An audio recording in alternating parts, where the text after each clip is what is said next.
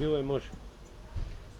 Господине Змијанац, имате податоци од една обемна сондажа со родители што се стварно драгоцени во овој момент за образовните власти кои се обидуваат да најдат решение за новата училишна година, на начинот на кој ќе се изведува наставата во услови на пандемија. Што би им препорачале на властите доколку во овој момент ве прашаат врз основа на овие наоди?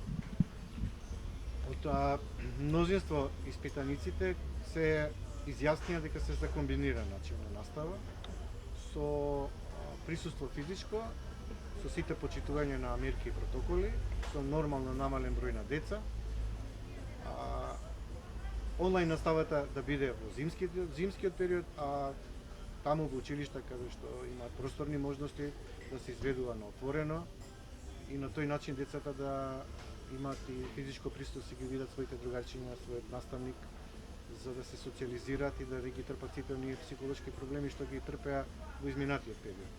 Секако во општини каде што нема ниту еден преносител или заразен од COVID-19, а е многу мал број на ученици, таму може да се изведува и со проветрување, со почитување на сите безбедносни мерки и физичко присуство.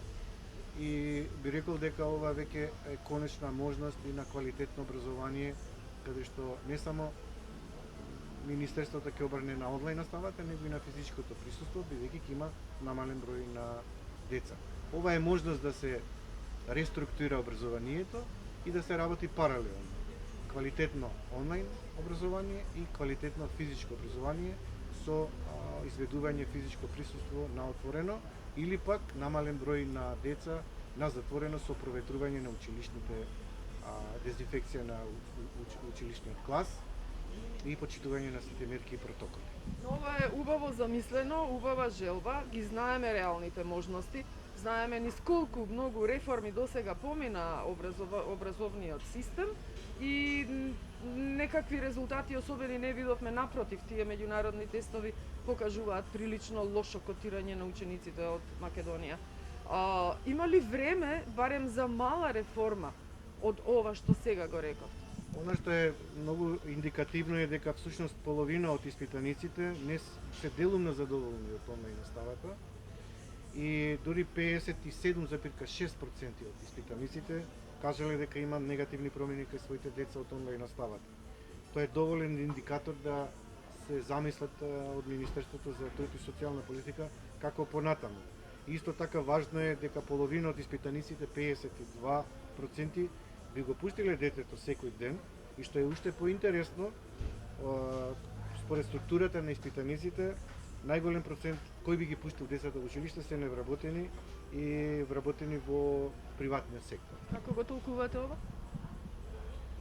Тие што не можам да дадам, немаше мислење дали тој што е невработен и работи други активности па нема доволно време, но мислам дека моментот дека има негативни последици по психофизичкиот раст и развој кај децата беше главен мотив да родителите дури и под ризик се спремни да го пуштат детето затоа што чувствуваат отуѓеност, осаменост, агресија кај децата и едноставно социализацијата веројатно им е исто така важна, иако сите испитаници кажале дека здравјето и безбедноста кај децата е под број 1.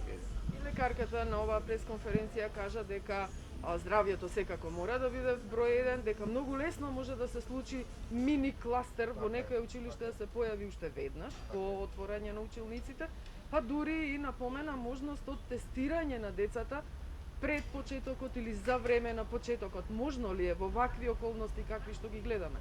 Секако е можно, посебно, особено ако немаме бесплатни тестови на време да се изведат за да не се прават мини кластери, а тоа бара мобилизација не само на Комисијата за заразни болести, туку и Министерството за здравство, за да може да не се создаваат мини кластери.